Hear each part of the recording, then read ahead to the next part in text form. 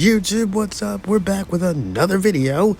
This week it's time to talk NXT Vengeance Day. First match, no disqualification match between Dijak and Joe Gacy. Last on NXT, there was a brawl that ended with Joe Gacy being tossed into a trash bin, which is very funny. It's been violent, it's been brutal. What way to end it? In a no disqualification match. Honestly, Dijak's been on a pretty good tear as this monster who is just there and unstoppable. And Joe Gacy's turn to, I guess, the good side, I guess. I don't know. Joe Gacy's just Joe Gacy. I really don't know what he is supposed to be now. I guess just be a wacky character, which is cool, I guess. I am going to give the win to Dijak. I think Dijak's going to continue this dominance and this monster streak. I wouldn't even say a streak, but this monstrous dominance that he's been doing. And like I said, future potential for the NXT Championship. Then against Joe Gacy, I definitely want to see him with the championship as well. I think he'd do great. North American champ, and in my opinion, future NXT champ definitely, if they book him correctly a little bit more going forward. But I do have Dijak beating Joe Gacy. There you go. I'm just going to get this match out of the way because I don't give a crap about this match. And I'm sure you guys don't care about it either. If you do, that's great. If I don't care about this next match. OTM versus The Family, 6-person mixed tag.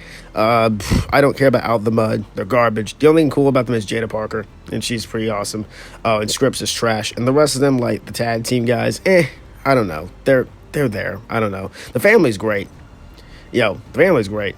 Tony D, and Johnny Stacks. How you doing? Yeah, how you doing? Anyways, that's the worst impression ever. Either way, I got the Family winning regardless. There you go. I don't care about this match. Let's talk about the NXT North American Championship. Obafemi defending against Dragon Lee. Of course, Obafemi won the Breakouts tournament thing, and he used it 2 weeks ago to defeat Dragon Lee to become the NXT North American Champion. Yeah, man, Dragon Lee, I'm glad he got the NXT North American Championship. He had a pretty good run, but sadly, I think he was transitional champ. That was supposed to be Wesley, and I think it was Wesley, and then Wesley down with injury, and all that stuff happened, and it's unfortunate. And once again, best wishes go out to Wesley and his recovery and stuff like that. God, I hate what's going on, man. Anyways, best wishes go out to Wesley. Anyways, Obafemi won the North American Championship. This dude is a beast. This dude is a monster. Dragon Lee is Dragon Lee. Dude's great. Dude's amazing. Is he going to win the North American Championship back? Potentially, maybe. This is a match where it can go either way. I honestly think Obafemi's keeping the North American Championship because down the road, I think the person who will be taking it from him is going to be Lexis King. I think Lexis King will be taking the North American Championship down the road. Probably the next takeover at Stand Deliver, whichever you want to call it. Takeover. I still call them takeovers, folks, obviously. Probably the next show up to this one, which will be Stand and Deliver. Yeah, I got it right, Stand and Deliver.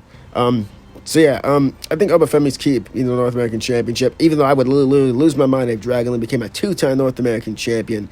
Either way, I do think Obafemi is retaining the title. I like you, Dragon Lee. And plus, isn't Dragon Lee supposed to be on SmackDown? But they have nothing for him to do, I guess. So keeping him in NXT, cool, great, fine with me.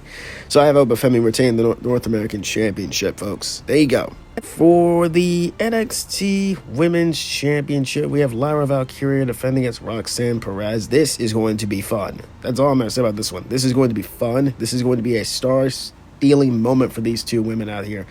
Lyra Valkyria has been great as champ ever since she defeated Becky Lynch last year. And, of course, Roxanne won the championship 2 years ago by defeating Mandy Rose, and then she technically didn't even lose it. She literally had it was stripped from her, put in the ladder match, and she didn't even win that ladder match. So she technically didn't even lose the championship. So she has a right to basically be mad about her not winning or losing the championship. Again, she never freaking lost it. I've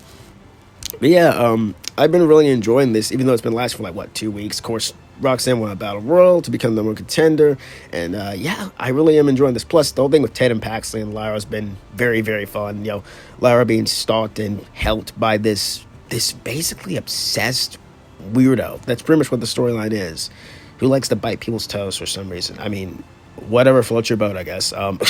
Anyways, Tatum Paxley is definitely going to come into the play with this one and her obsession with Lyra Valkyria, and that'll definitely be the next feud going forward, especially with what I'm about to say here. This is Roxy's pretty much her swan song on Sunday. I think this is it for her. I think she's going to pretty much get moved to the main roster. Where would I like to see her go? Either brand could use her, but I personally would love to see her on SmackDown. I think she'd fit well on SmackDown. I think that's where she's going to go. We'll see. But anyways, either way, I do have Lyra Valkyria retaining the Women's Championship. No need for Roxanne to go over at all. If Roxy wins this match, my jaw's first going to first is going to hit the floor, and then second of all, I'm going to question the booking of that. But, whatever, I guess. It doesn't need to happen. Regardless, Lara Valkyria's retained the Women's Championship. I am really, really, really, really looking forward to this match, and I cannot wait to see what they're going to do. I have Lara Valkyria retaining. I'm putting these two matches back-to-back because they're going to coincide with each other. Braun Breaker, Baron Corbin, the War Dogs, or whatever they call them, I don't know, against Mello and Tricky Williams. Whoop that trick.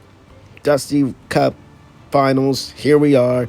Winner receives NXT Championship future tag team title opportunity in the future.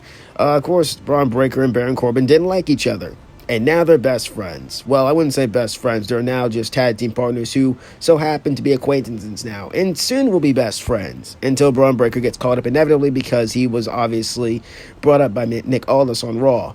So pretty much this is going to end like the way we pretty much thought this is going to end. The whole story is Trick and Bella, and it's going to coincide, I'm about to say, with the main event.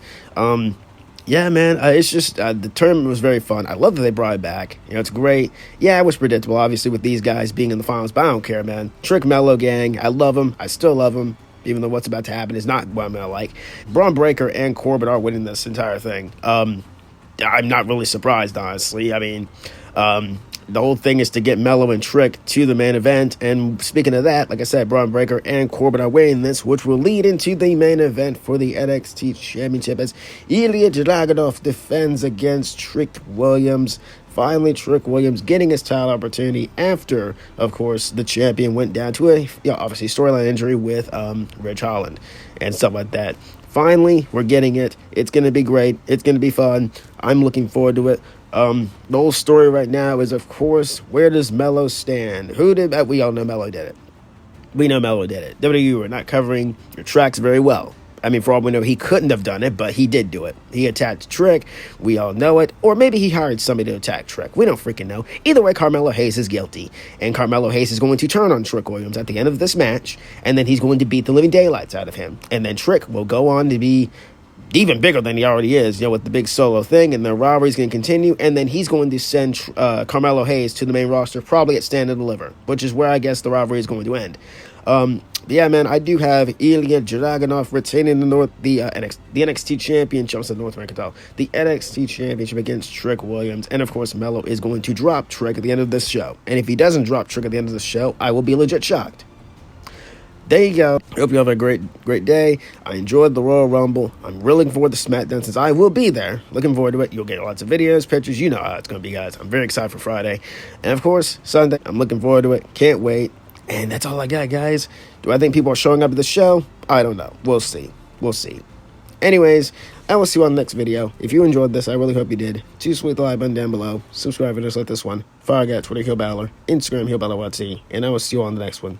Too sweet. Peace out.